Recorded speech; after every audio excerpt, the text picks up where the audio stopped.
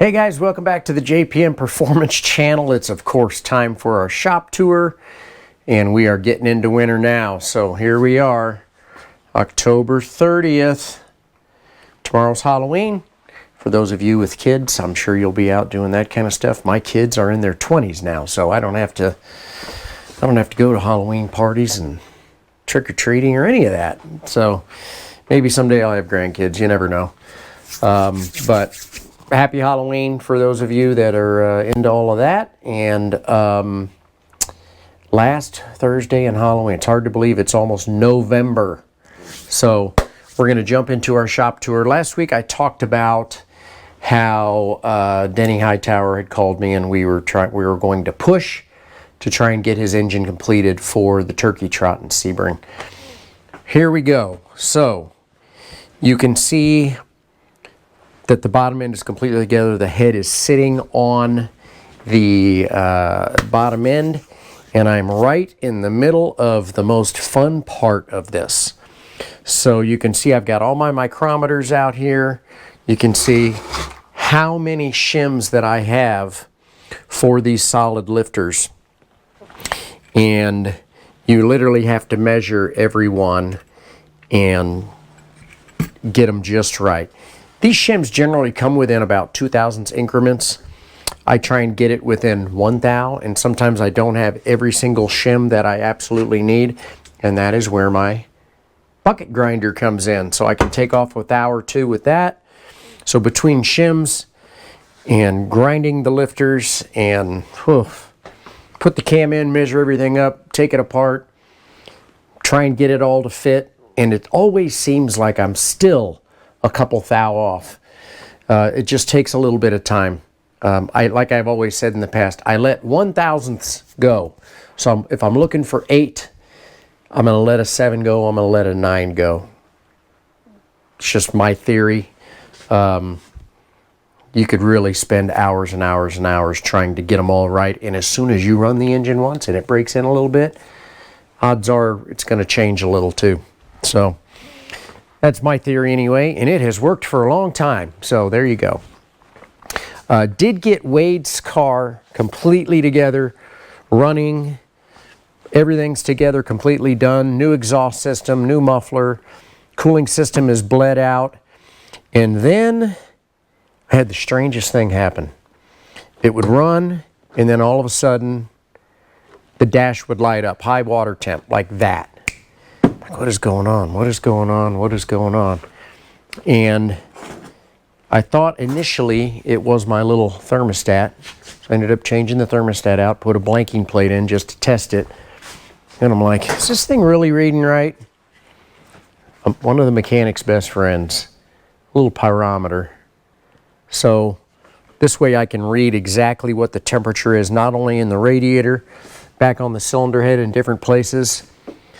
The sensor's bad. So sensor should be here today. I'm going to change out the water temp sensor, put the thermostat back in.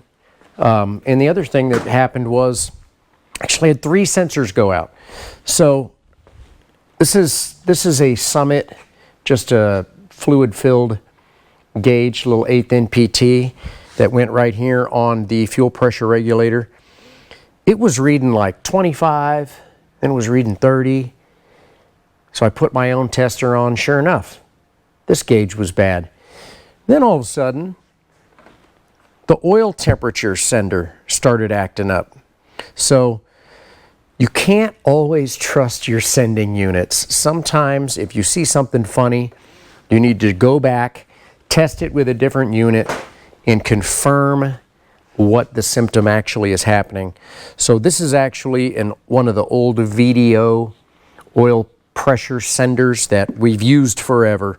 AIM doesn't even sell them anymore. So I've got a brand new one coming that's not a VDO, the upgraded AIM pressure sender, which will be an upgrade as well. So boy, as much time and effort as you put into something, you still can have these little funny situations that can fool you. So makes you wonder sometimes, is what it is. But still getting close. You see, all I've kind of done here is I've shuffled around a little bit. So, you know, Ken's car is sitting on the lift still. I need to pull the nose off and get into doing a couple of things that we talked about on that. Rich Grunwald's car is still sitting here. And actually I have another car coming in next week, which is going to fill me up for the duration. But I have to chip away at all these things. I'm trying to decide if I'm actually going to jack this thing up right here and kind of chip on it right here. I might do that. That way I can kind of do my round robin and kind of keep everybody going at once, which is kind of what I like to do. So no update on the Rocketeer yet. Go figure. Mazda 2 wise, a couple of interesting things. You can see that the front radiator core support and everything is out of the car. I wanted to get a really good look at the radiator and the way that everything was ducted. And as it turns out, the radiator was pretty wimpy. So I'm having a custom radiator made that's going to be wider and thicker. Obviously going to install the new oil cooler to get our oil temperatures down. But something really exciting that I started working on, and my shout out for the week goes to Perry Simons. And Perry's the guy that has been making this beautiful Miata bodywork for the F production Miatas now for a few years. You can see this is what is on Wade's car here in the front now is an example of exactly what Perry is making. Everything blends together nicely. It fits the car well. It's very aerodynamic. It looks really good. And Perry reached out to me, and he was just happened to be coming up for the Halloween party last weekend. And he reached out to me and he said, you know what you need? You need a new nose similar to the Miatas that is actually going to push some air around the front, be more aerodynamic, aid in cooling. And I'm like, yeah, I know, Perry. I'm trying to figure out what to do about that. And he's like, I'm going to help you out. So I've got Perry commissioned to work on that. So what he did while he was here, we actually mocked up some flares and talked about where we want to go. And he took everything back to his shop in Texas. So the nose, the flares, and everything are down in Texas. He's going to fiddle with that, and we're going to see if we can make something a lot better. We need to improve. We need to always improve, especially considering I was a little on the back foot at the runoffs this year when it came to not only cooling but power and aerodynamics and things like that. So in the meantime, getting all of this out of the way, now it's time to pull this engine and transmission out. But of course, once I got all of that out, and you can get a really good look here of some of the damage. So you can see we've got some nasty looking stuff right here, which used to be wiring loom. But even more exciting, you can see a little connecting rod just missed the starter. Just about, what do they say? My starter failed and my engine got blown up. I don't know. There's a thing about connecting rods taking out starters, but I'm thinking the starter's going to be okay. Might be one of the few things. So got a connecting rod hanging out here. I'm going to start pulling this out, pulling it apart, see what we've got going on. Like we always say, chip away, guys, right?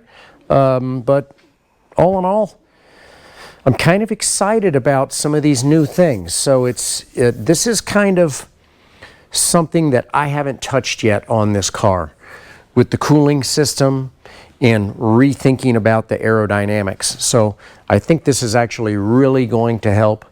This is going to be kind of my winter project, along with swapping out the engine, of course. I think I'm also going to move these canisters inside the car like the rear ones are. Always thinking about improvements. That's the thing you always need to be thinking about if you want to keep up with these guys. I'm running in a great class and really enjoying the class, but man, I got to improve. So that's our shop tour of the week. It's getting cold. It's getting cold in Topeka. But it's that time of year. So hope you guys are staying warm. We're going to escape the cold here in a couple of weeks and head out on a mini vacation down to the Bahamas. And then, of course, next thing you know, it'll be Thanksgiving. So next thing you know, it'll be 2026. Next thing you know, we're going racing. So don't let your cars sit, guys. Keep after it. Appreciate you guys watching this week. As always, if you missed it, check out the Boss Hoss motorcycle V8 motorcycle video, dyno video that we posted earlier this week. If you want to see something that I thought was pretty interesting. So check it out. Have a great rest of your week. Thanks for watching. Take care.